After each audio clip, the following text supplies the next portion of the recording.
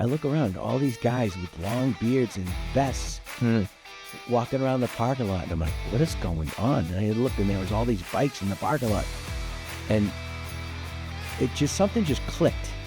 Something just clicked for me. I'm saying, what do these guys do?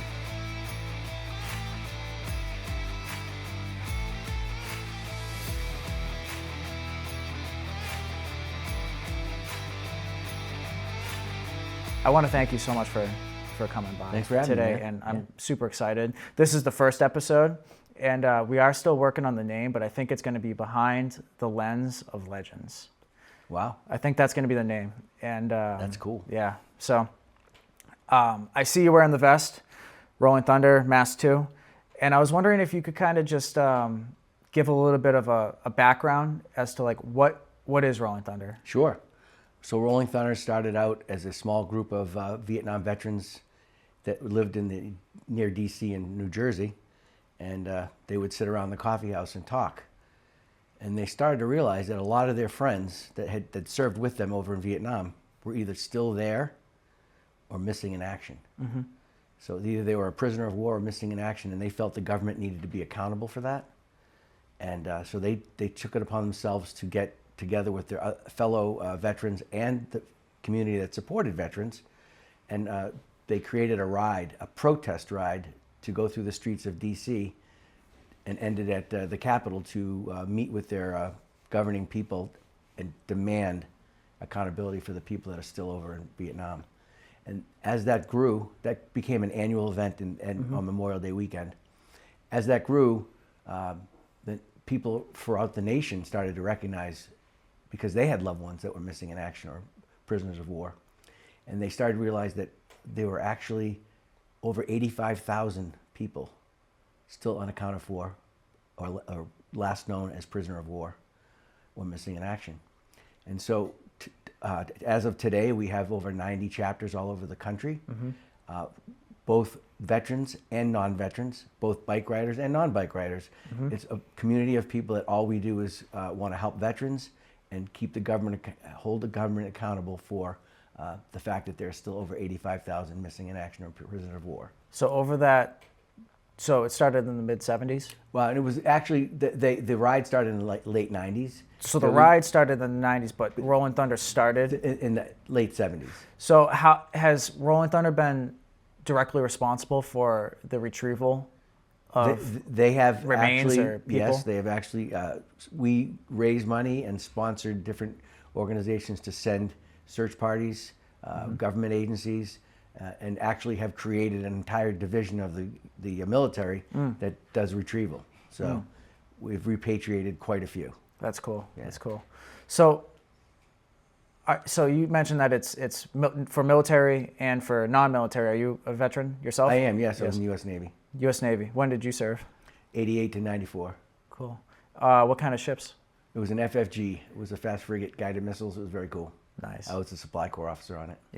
Yep. So the people that join Rolling Thunder, what type of people are you seeing join the organization? It ranges from older people that are looking for a cause to young people that either have older relatives that were either served or are considered still missing, but all walks of life. But they all have big hearts. They really they believe in the mission statement of Rolling Thunder, which is to publicize that POW MIA issue and to make sure the government's held accountable. Gotcha. And then the other big part of our mission is that we help all veterans. So we do food pantries, we raise money for clothing, we pay electric bills, we try to help find housing. So it's everything to do with the veterans community. How has the government responded to the protests outside DC? Well, for the first 20 years of it, went quite well. But they started to realize that at the last ride, the official ride was 1 million bikes. Oh my God. And so it clogged the city, and they required so much police details that they actually started charging. That's and crazy. As a completely nonprofit organization, every dollar we raised, we wanted to go to the veterans. And they were asking us to pay fees to the parking lots, fees to the police. Artie Muller, the chairman, who was one of the originators of the Rolling Thunder, decided to take the Washington ride and spread it nationally. So it's called Rolling Thunder National now. So every community that has a Rolling Thunder chapter does their own ride on that same weekend, Memorial Day. Cool. So are you still pulling that 1 million motorcyclists? Well, individually, no. But if you added up all the rides across the nation, yes. Absolutely. That's crazy. Yeah. That's crazy. And what does the proceeds go to? Like, does it go directly to, like, the money that is raised at these events? What's it doing for these veterans? 100% of the money goes to the veterans community or to organizations that do search. So wherever each chapter and each board of directors decides, but it's all 100% volunteer. No one's paid, and all of the proceeds go to veterans of events and issues. Gotcha. So when you were doing the protest in DC, did you have any like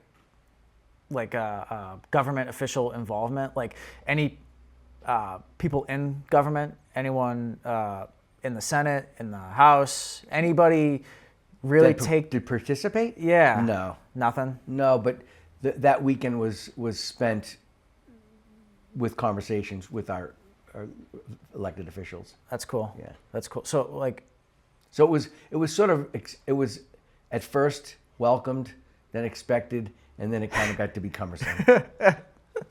That's what great. A protest is, isn't it? Yeah. We're trying to make it a little squirmy so that they don't take their eye off the ball. So this last run, the Memorial Run, I was on Instagram and I actually saw that a Booze Fighters member from California traveled all the way to New Jersey to attend that run. To run with and the I was national. following his trip. I forget the gentleman's name, but I think he's the president of Southern California Booze Fighters. And he traveled all the way with his crew, and they attended that run. So it is touching people, and it's spread all around the world. It's a phenomenon that is still going on. How has Rolling Thunder changed over the years? So from like the start, well, again, to it was just a small ragtag bunch of Mm-hmm. people to a very formal national organization that has a national chapter, and then, like I said, almost 90 chapters throughout the country. In Massachusetts, we have 2. Actually, we just took on a 3rd. Oh, Mass Chapter you did? 3. Yep. I'll tell you about that tomorrow at the meeting. Yeah. New England has 8 chapters all over New England, and so when they took the ride from directly down to DC to national, we started doing the ride with all 8 chapters from New England. Oh, that's cool. Yeah, so that's cool. We last year we had 350 bikes. Do you know how many members of Rolling Thunder there is nationwide? Is there a count? No. I could probably find that, but I don't. Not off the top of my head. Yeah, that's a tough one. Well, so, I could just reach out to national. They keep the records of all chapter memberships, so they could just say, yeah, the quick count is. But that's cool. Not off the top of my head. That's cool. And is there an age restriction with Rolling Thunders? Do you have to be 18? Do you have to be 21? No, we have junior members that participate that don't have to be 18, but in order to become a fully patched member, you have to be 18 years old, and there's no limit. You can go as long as you're still able to participate as best as you can. And in the spirit of what Rolling Thunder is all about, please stay. Yep. That's cool. And our meetings are open to everybody, anyone interested, to come learn more about what we do, and hopefully the word keeps spreading. Yeah, exactly. Where do you see Rolling Thunder going in the far future, in the near future? Is there anything that you want to accomplish in your reign as president? And how long do you have as president? Well, they're 2-year terms. And this is my 2nd year, and we'll see how it goes. I mean, I've kind of been told that it might continue for another 2, so we'll see. But regardless, my membership is all about doing what the mission's all about. Like I coming from a military background, my dad was a Marine, I was a Navy, my brother was a Marine, my great uncles were Marines. I was the one that tipped the boat. Yeah.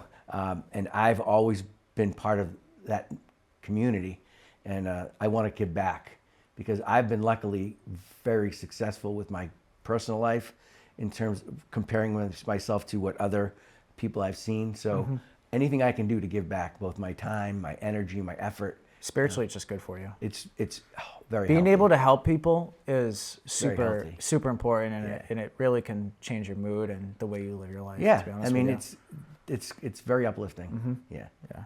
So can you talk about, so Rolling Thunder, you guys got the jacket, you got the patches.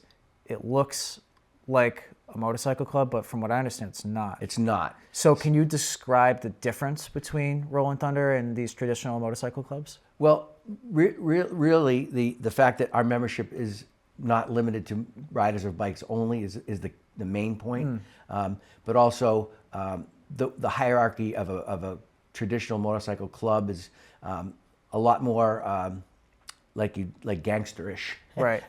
So you have to actually pledge and try out for that, and do things for the leadership and prove yourself to them, Right. and their loyalty, and then you become part of that family. Right.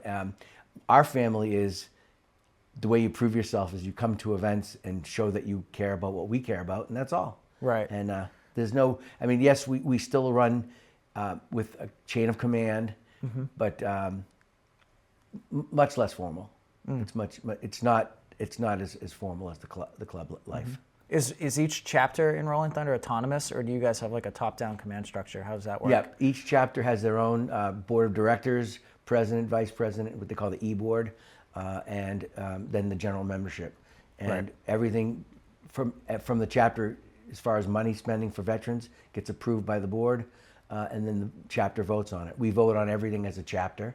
And then we also have a national chapter that we report to, and that's where our Constitution was developed back when they first started, and is being amended on an annual basis, Right. based on the current growth of the whole organization. So you just mentioned the Constitution, and I know that you guys have a national conference in DC every year where you would First weekend in November. Yep. And from what I understand, you guys can change the Constitution. Yes, there? what they do in anticipation of that meeting is they send out a questionnaire to each chapter to bring back to their members and ask, are there any changes you want to see to the Constitution? So it's very fair and equitable, as far as no one's not heard if they want to be heard. Right. And then at each president from each chapter that comes to the leadership conference brings whatever recommendations and or changes they would like to see, and then it's voted on by the entire body, which is Rolling Thunder National, their entire board, and the presidents and vice presidents, or another official from each chapter. So all the chapters have a 2-person contingent that will vote on changes to the Constitution, and whether or not they're amended, and then go back to the national, then publicize the Constitution for each chapter. Interesting. And it basically is a guide. It's just a guideline for talking about volunteerism, talking about how to wear your vest, where the patches go, when dues are collected, how each official that is elected, what their responsibilities are, chain of command. It's just a good outline on for everyone to know, so that the chapter runs efficiently. So what drew you to the leadership positions in Rolling Thunder? So you're a general member, you become full patched. Yep. And then what clicked at that point when you were like, I want to take charge of this? Does that come back from your Navy experience? Were you a commander in the Navy? Where does it come from? Well, the leadership. It's actually before that. I've always had a personality of wanting to help and wanting to lead. And people see that in me. So I'm kind of thrust upon those leadership roles because it's just sort of natural for me. Because they see this guy can lead and people want to follow me. And it's not because I tell them what to do, it's because I do what I know they can do too. And I want to teach as much as I can to as many people as I can. So almost any organization I've joined, the current leadership that I join into recognizes that and kind of pulls me through. I mean, the previous president, Michelle, she's a real handpicked me Yeah. to be her successor because she saw that in me. Right. So she was the one that. She's crazy. She's someone I want to talk to. You got to. Yeah, she would have so much info and so much. She is so much she to is say. a shining star of the veterans community. Yeah. Her life has been dedicated to Absolutely. making sure veterans are just taken care of, and she's so good. Her road name, the Boss, really does fit her I personality. did give too. her that name. Oh, you gave her that, That name? was my So okay, so because whenever she'd call me, I'd say yes, boss, no boss, and then I said that's the. I didn't know that. Yeah, That's cool. Yeah. So LT, what's LT stand for? I see it under the I president. was a lieutenant in the U.S. Navy. Lieutenant. Okay, cool. Is that the highest that you? That's yeah. After the 4 years in the Navy, I left as a 03, which is lieutenant. Okay. And I could have stayed, but life took me in a different direction. Did you travel? Like where did you travel to in the Navy? Were you? Well, my ship was based out of Long Beach, California. Before that naval ship base got closed, but we were a reserve training ship. So our ship every weekend had a third of the crew were just weekend warriors that we took out for the weekend, and then one week every each one of those different reserve detachments had to do their 1 week. So we actually spent more days at sea than most regular Navy ships, but we didn't go very far. Really? Because they were only on for so we For were on, training. right, 4 or 5 days a week. We were out somewhere training them on driving the boat, battle stations, all the skills that if we ever did have an actual war, they would be able to come and take part with us with the ship. So we went as far as Russia, the Bering Sea. That's crazy. We did joint ops with Canadian Navy. Went under the Golden Gate Bridge twice. It was Oh, very that's cool. So cool. Now, how does that work? Do they raise it? Like, No, it's so high. You just go underneath it? I've never been. Yeah. Oh, it's so big. That's crazy. It's massive. Yeah. You could probably fit 3 of us underneath that thing. That's wild. That ship is really? That bridge is so high. Yeah. It was in such a cool sight. That's crazy. I think the largest bridge I've ever been on was the GW, which must be like a pimple on the ass compared to the Well, Golden. that's more like a fat squat thing. Yeah. The Golden Gate Bridge is a long span. Yeah. It's majestic. It's beautiful. That's cool. And and to wander it with your ship was pretty cool. That's pretty cool. Yeah. So, do you ride? Oh yeah, I do. What do you ride? Harley. What kind? Ultra Limited. Ultra Limited. Yeah. What year? 2018. That's cool. Nice. So, when you guys are on the road, you guys have road positions, and what are those types of positions, and what do you look for when you're casting someone in? Well, in most those important positions? thing that you've seen the riders go by. There's a safe way to do things, and there's an unsafe way to do things. Yeah. So as we ride, we make it formal. So yes, we have road captains, and those are people that are known to be good riders that are in front of the ride, and we also have a tail gunner in the back to make sure we don't have any stragglers. And we also have sometimes we have road guards if we're anticipating a ride where there'll be lights or intersections that might be troublesome if we have enough bikes involved. So we have people that actually go out and block and then jump back in the back of the line. Right. So there's got to be that hierarchy for safety. Absolutely. So what do you look for? And from what I understand, you also have a sergeant at arms. What do you look for when you're looking for a new sergeant? What do you like? What type of characteristics jump out to you? And what does that position? Sergeant at entail? arms is the right hand person for the president. Yeah. And even though we're not a motorcycle club, we still have the president still needs to have that person of authority that will command the chapter. Absolutely. The sergeant at arms is a person that has to have a strong personality, a fair personality, but you can just see the strength in them. Yeah. And usually people show respect to that person. Yeah. So. Does that come from like physical strength, like just sheer size, or does it come like with fortitude, like being able to? I think it's both. Both. I think it's both. I think more of a commanding personality than the actual physical attributes, but that doesn't hurt. No, it doesn't. I mean, a 300-pound bodybuilder might be It's might what I'm be saying, pretty, pretty serious. Mongo and I are going to be, Exactly. So do you guys work, does Rolling Thunder work with any other organizations, like closely, any other motorcycle organizations? Well, yes, we actually are affiliated with a couple of veterans riding groups, the VFW Riders, Elks Riders, The Veterans Brotherhood is actually a full motorcycle club. Yep. But those are all comprised of veterans that ride. Yep. There's several of the Patriot Riders. We have attended rides where we've had bikes from all over. We participate in the Boston Wounded Vet Run every year. Andy has that, which is fantastic. Andy's someone I want to talk to. He's definitely somebody. He's busy though. He's a busy guy. He's starting to... Because he just took all those guys to France, right? Yeah. To go see... Yeah, the 85th anniversary of the Battle of the Bulge. Yeah, I want to talk to him. Our chapter did a magnanimous thing. We actually sponsored 2 of the veterans to go with them. We donated $4,000. That's crazy. So that two 80-plus-year-old veterans could go on that trip back to where they fought. Without naming names, like, what have you done for these veterans? Like, have you helped them with rent? Have you helped them with food? Like, what are some of the actions that you have done besides the sending them to?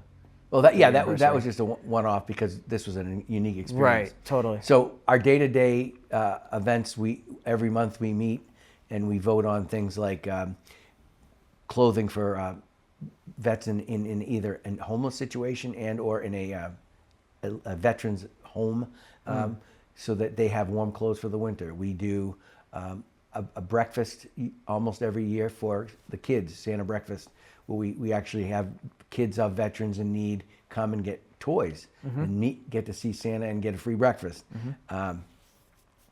So we do, we pay rent. We've paid rent for a person that was going to lose their apartment. We've paid electric bills for veterans in need. We buy groceries. Anything we can do to keep the veteran happy. We also mail care packages to troops that are deployed. Oh, that's cool. So we try to, we're all the way from the retired veterans to currently serving military. And we try to keep everyone, let them know that we got their back. Do you have any unsung heroes in Rolling Thunder that you're a chapter that's doesn't get a lot of light but is super? I think there's a core of about 10 of us that are at every event that really are champions of the cause. Yep. And so one of my important jobs is to make sure that they know, at least I know and I recognize that. Yep. I would say there's a core of about 10 that come to everything. Yep. And whatever the cause is, they figure out how to make it happen. Even sometimes in the middle of a busy day, they'll go to a funeral service. Really? Yep. One of our other cool things is, as people that ride motorcycles, is we get to escort funeral processions. Yep. That's such an honor. It's that, I'll tell you right now, that is one of the most moving things that'll ever happen to you. Oh yeah. And the first ride I ever did before I was a fully patched member was there are the Wall That Heals. It's a replica wall of the Vietnam Wall that's down in D.C. Is that in New Bedford? Where's that? No. This is a rolling wall. It's actually it's a rolling. It's actually panels. So it's mobile. So it comes and throughout the summer, they have 3 or 4 chosen places, and I think there's 4 of them now. But 4 chosen places where they bring the panels and the support, and they ask the local community, veterans community, would you like to escort the Wall That Heals to where it's going to be put up? And then we help them unload each panel. It's just such an honor. That's so cool. So cool. That's so cool. And our first responders are always willing to help us. We have fire details with American flags that we drive under. We have the police escorts throughout the towns. Yep. It's a cool thing. Yeah. What do you guys have coming up next for the chapter? What kind of events? Well, winter's our slow time, so we actually, because of the holidays, we don't even have a December meeting, and then in January we start gearing up for Memorial Day.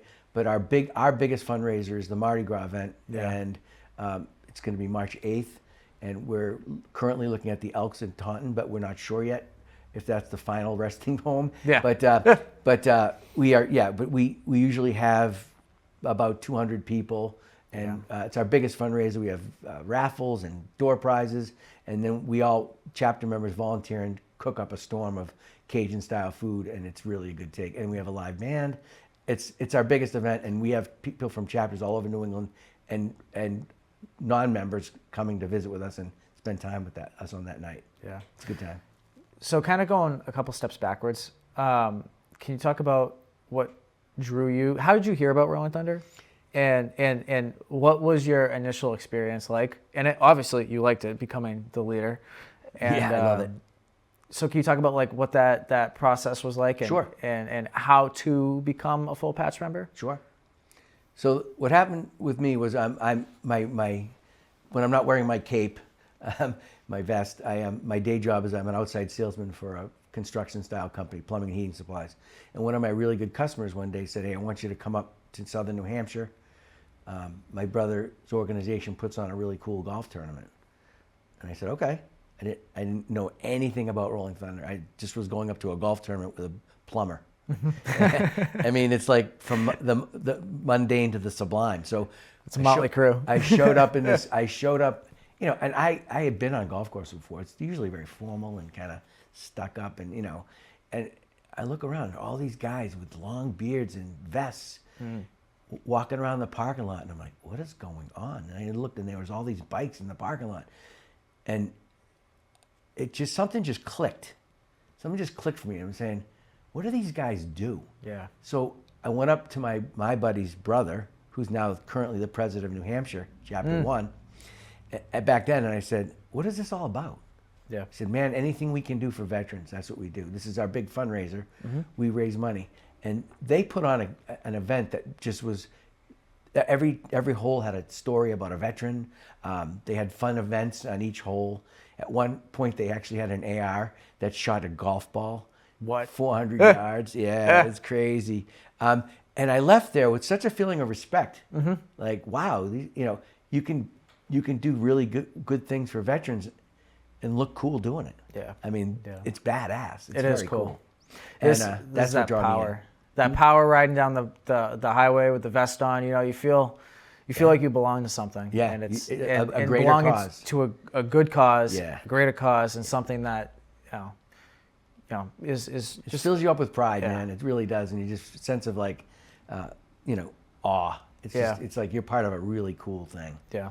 And yeah, so as soon as I got back from that golf tournament, I started looking into Rolling Thunder, and I found it on Facebook and asked, "What do you do?" So to answer your question, you're invited to come to any meeting. It's an open meeting. It's not like a closed meeting where you get to say your name and then leave or tell you a little bit about yourself. They invited me to come to a meeting. I did. They asked, you know, who I was and told them, and they said, "Okay, welcome." That's it. There you go. Now, just like any organization, you know, there's like a breaking in period or Yeah, you gotta prove tryout yourself. period. Yeah. So for 3 months, you got to show that you're going to come to meetings, you're going to participate in events and fundraisers or veterans events, or go to an event to help raise money for a home, whatever it takes. Then after 3 months, if the president feels like, yeah, you know, you've put in the time and He's about it. you get what's called your boot patch, and your boot patch is right here, and it represents. This comes from National, so National sends the boot patch to you, and they actually still own the patch. You basically rent it because it's still part of National. And if you continue to do well a year after that, you can become what they call a fully patched member, which is the Rocker and Eagle, which is what you see on the back of the vests. Yep. And tell you right now, that was the coolest thing. Yeah. I was driving Michelle nuts because I was due in September, and I didn't get it till I got it in January when we did the Christmas party. Oh my God. Because there was a mail issue, and Oh my God. it was, and then she didn't tell me when she finally had it. She's like, "No patches today." And then at the end of the meeting, she called me up and said, "Guess what?" I'm like, "You gotta be kidding me." Such a great moment.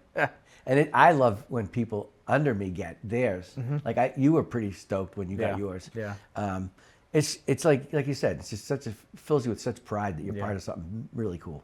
So so it's about a 2-year period that it takes. Year and a half. It's If you're perfect. Perfect. But You're I an mean, F. again, there's also the fact that the president has to be perfect too. Yep. National has to be perfect too. So there's some other factors. So yeah, between a year and a half and 2 years Gotcha. to get your full patch membership. And what positions have you held in Rolling Thunder in your tenure here?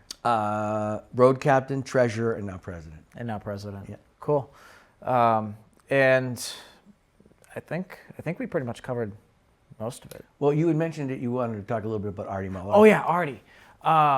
Who is Artie, and what did he? What really drove him to start this? Artie's someone that I want to talk to if I go down to national. It might be hard. Yeah, he's a busy guy. Yeah, but definitely we'll put the request in. Yeah, totally. Artie Muller was one of the originators of Rolling Thunder. He was a Vietnam veteran, served over in Vietnam, and when he came back, he was meeting with his buddies that also served, and he was the one that was instrumental in starting the protest ride. And the mission of Rolling Thunder was written by he and his friends, the mission statement, which is to POW MIA and help veterans. And strong man, very, very big heart, but he comes across as gruff. But man, if you're with him, there's nobody better. Right. You want him in your foxhole. Yeah. He's that a good cool. guy to have in the corner. Very, very cool. Yeah. I've never met Artie, but I kind of get the feeling that him and Michelle have similar personalities. From stories, it might. Well, part of it. I mean, Michelle's much more of an outwardly loving and easygoing. I meant their drive and their passion. Behind the scenes, they're both driven like similarly. Yeah. Yeah. Gotcha. Yeah. So it's the first time I met Artie, I was petrified. I'm definitely one that, even though I have risen to leadership in almost anywhere I've gone, I'm still always in awe and petrified, really, of leadership. Yeah. Because I want to make sure I make a good impression. That's nerve-wracking. And the first time I met him I went to my first leadership conference, and he was walking through the crowd, and he stopped to say hi to Michelle because he knows her. He looked at me, and I was like, uh-oh.